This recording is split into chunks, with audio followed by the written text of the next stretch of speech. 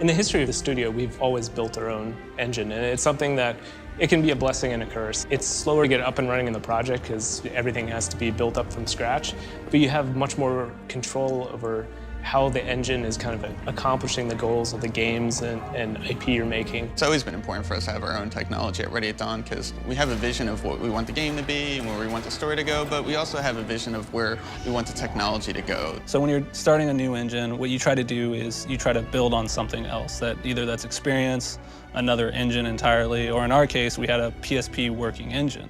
On the PSP, it's how do we make it smaller? How do we kind of condense it? How do we streamline it? On the PS4, everything is how do I make it bigger? How do I make it faster? How do I make it more in your face? My feeling was that for this generation, a big distinguishing factor was going to be just how much more alive a game level should feel. We want every part of it to look like it belongs and feels kind of real and lifelike. We want it to look like it's a real living, breathing environment, and there's a lot of parts to that. Whether it's smoke, things blowing in the wind, everything that is moving in the game interacts volumetrically and correctly with the air in the environment. When our characters are standing there and the wind is blowing and you get the coat flapping in a physically correct manner, whether you even understand why it looks better than you've seen before, it just registers, The player doesn't know why, but it looks better. It looks more realistic. It's taken a lot of time and a lot of effort, but we've started to get, really realistic movement to the cloth. You see how they move, you see how they behave, you see how they feel, how they respond to light differently.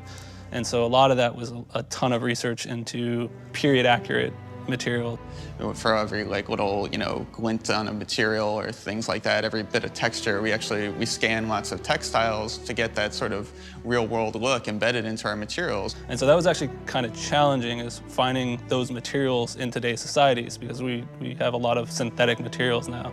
Using a 3D scanning process, we took reams and reams of these kind of historically accurate textiles and digitized them down to sub-millimeter precision, which just has all the imperfections and also artistry that is really hard to kind of simulate from scratch. We actually have specialized cloth shading technology to make it look right and sit well in the scene and make it so that when you see it, it just looks like cloth and it doesn't look like a plastic tarp wrapped around the guy. We really put a huge investment in terms of our material model and the lighting that reveals it. Those two things really go hand in hand. I think over the last 5 years, the industry, both movie industry and the gaming industry, has kind of transitioned into a more physically accurate lighting model. So game lighting tends to be very kind of forward diffuse lighting versus kind of glancing and getting the variation in wetness, in sheen, in material properties. So instead of having full-on direct lights that just illuminate the full face of a character,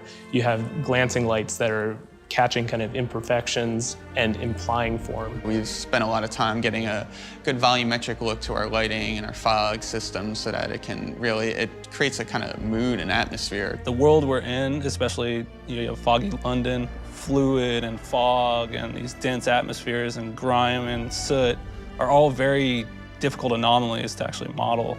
Even London today, the fog is a common element. But if you look at the Industrial Revolution, it's like you had fog and you had booming industry, you had soot, you had pollution. It was almost like another character in our world. Yeah, I think in the past, games kind of used fogs to clip out draw distances because they couldn't render as much, and so they bring the fog plane in, and maybe on PCs, if you had a really boss video card, you could crank that dial back up and you could see further and further. And now we're using it to accent the world and some of the players to really give the life and the feeling of everything there. It gives it this kind of living, breathing, immersive quality that actually gives more depth to the world because it's so integral to making the characters and world feel cohesive and of that place and time. When there's a certain tone in the story, a lot of it doesn't just come from what the characters say or even just from the actors and their motion capture. A lot of it comes from the environment. It comes from the lighting and sort of the atmosphere.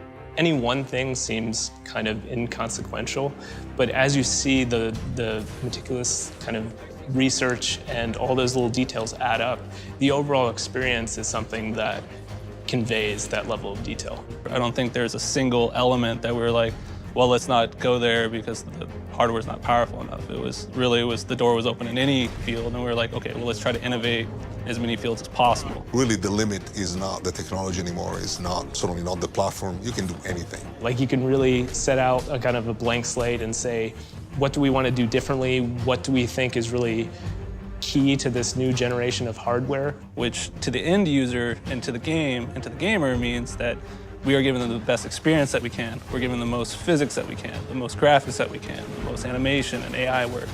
And so what we're able to do is we're able to tailor each of those systems to maximize the hardware, to give them the best outward experience. Because now we're doing stuff that wasn't before possible.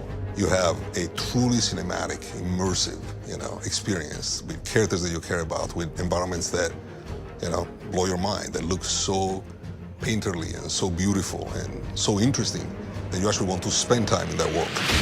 Stay vigilant, all of you. We can expect hot work here. This is for the players.